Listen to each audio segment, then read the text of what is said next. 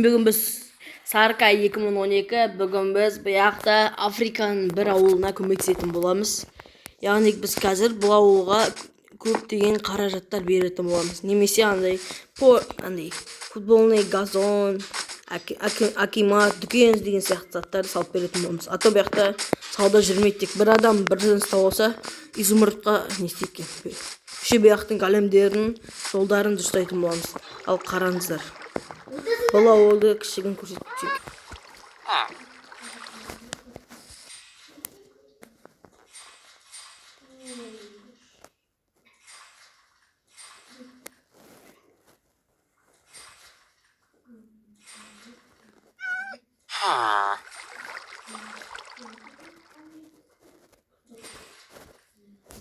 Достар, көргендеріңізде ауылда дым жоқ.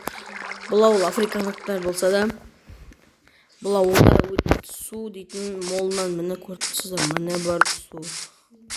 Толып тұр су. Адам халқы да күшті. Бүгін біз бұл халықты қанағаттандыратын боламыз. Достар, айтпақшы, бұл ауылда мектеп жоқ екен. Мен қазір ауылдың мына шет жақтарына мектеп салатын боламын. Мен өзім жер тапқан жоқпын әлі, бірақ сол жерге салатын болған. Мысалы, мен ойлап отырмын, қай жерге салсам болады. Мына жерге де салуға болады. Достар, мен бұл ауылдан бұл мектептің пішінін келтіріп қойдым.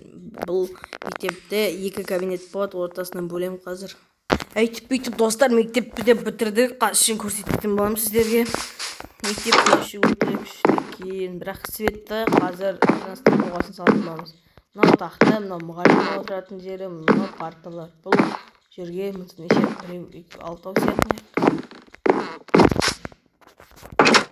Екіншісіне 9. Бұл үлкен класстар.